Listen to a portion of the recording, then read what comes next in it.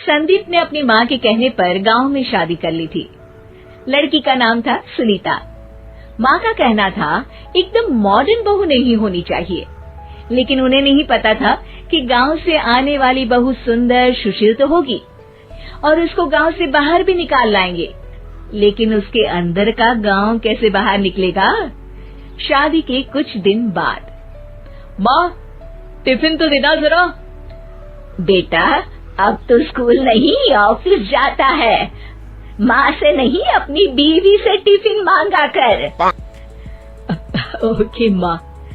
Sunita tiffin ले आओ।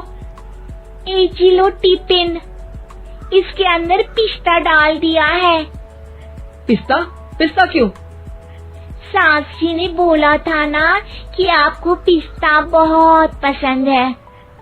ओहो, मैंने पिस्ता नहीं पास्ता बोला था, पास्ता। पास्ता? कहीं होता है पास्ता? अरे बेटी तू रहने दे, मैं बना दूंगी। अच्छा किया कि पाव भाजी बनाने का नहीं बोला, वरना किसी के पाव बना देती है। सुनीता को बुरा लगता है, लेकिन उसकी नादान हरकतें कम नहीं होती।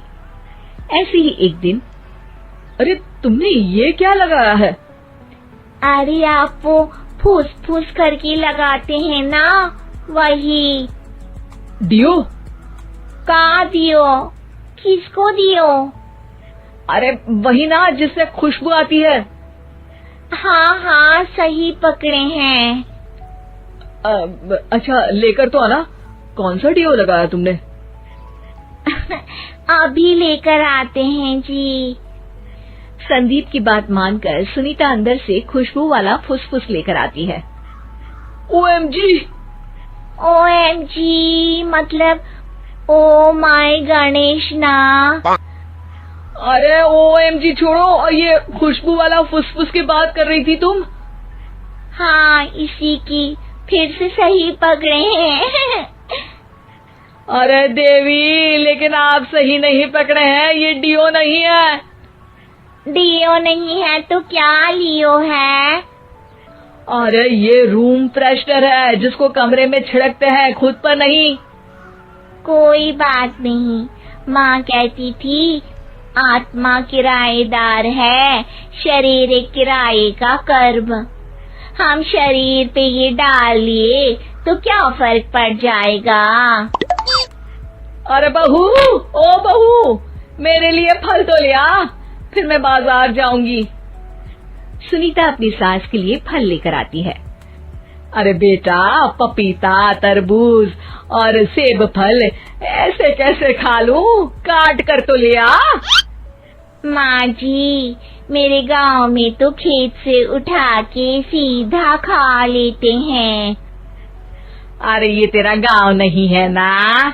अरे संदीप, तू ही कुछ समझा देना इसको बेटा। मैं कैसे समझाऊं माँ, ये तो माइक्रोवेव को भी भट्टी बोलती है। कल मैंने बोला हाय कैसी हो, तो बोलती है किसी को हाय नहीं लगानी चाहिए। अरे सुनीता, तेरा क्या होगा? अभी तो कैसे बताऊं माँ जी, अभी हम कुछ करेंगे फिर पता चलेगा क्या होगा, लड़का या लड़की। हे भगवान, कहाँ से आ गई है? रामपुर से जी, आप ही तो लेकर आए थे मुझे। अरे मुझे माफ कर दो। पहले कोई गलती तो करिए जी, आपकी तो सारी गलती माफ कर देंगे हम। हाँ अरे बहू, मेरी बात सुन। फल यानी कि फ्रूट जब भी लाए ना तो काट कर लाना, ठीक है? जी ठीक है माँ जी, फल यानी फ्रूट यानी काट के लाऊंगी। सुनीता रोज ही कोई ऐसी हरकत कर देती जिसकी वजह से उसे घर में दो बातें सुननी पड़ती। एक दिन, माँ मेरे बॉस घर पर आने वाले हैं शाम को, उनका बर्थडे है, फैमिली साथ नहीं रहती उनके, तो यही पार्टी कर लेंगे। उनको अच्छा लगा तो शायद मेरा प्रमोशन भी हो जाएगा। मैं ना फ्रूट केक लाकर फ्रिज में रख दूंगी और तेरे साथ आज खाना मैं बनाऊंगी, ताकि जब साहब आए तो खाने में कोई गड़बड़ ना हो।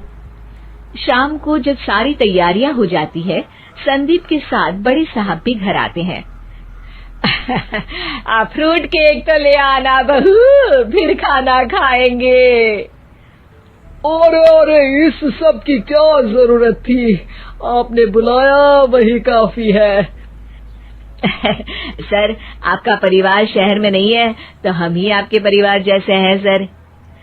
इतने में ही सुनीता फ्रूट केक लेकर आती है और बड़े साहब की टेबल पर रख देती है, और जैसे ही केक के ऊपर का बॉक्स हटाती है, ओह, ये क्या है?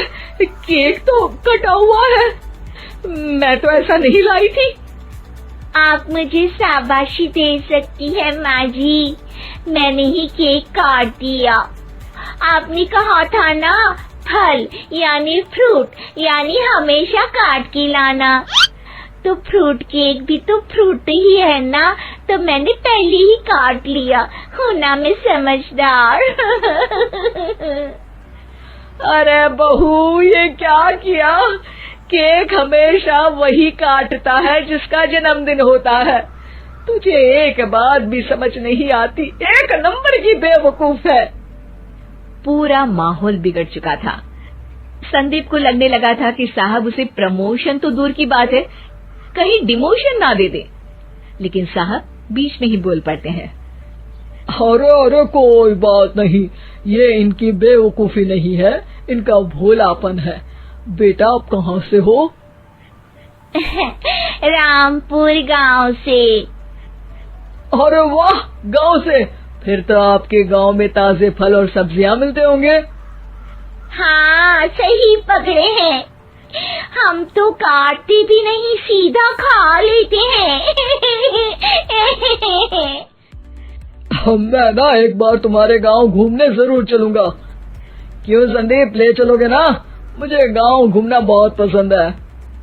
बस फिर क्या था, संदीप और सास दोनों खुश हो गए, क्योंकि साहब को सुनीता ने गांव की बात करके खुश कर दिया था। अब संदीप का प्रमोशन पक्का था। शिक्षा, कभी भी किसी भी गलती पर घबराना नहीं चाहिए। हो सकता है कि उस गलती की वजह से आगे बड़ा फायदा हो जाए।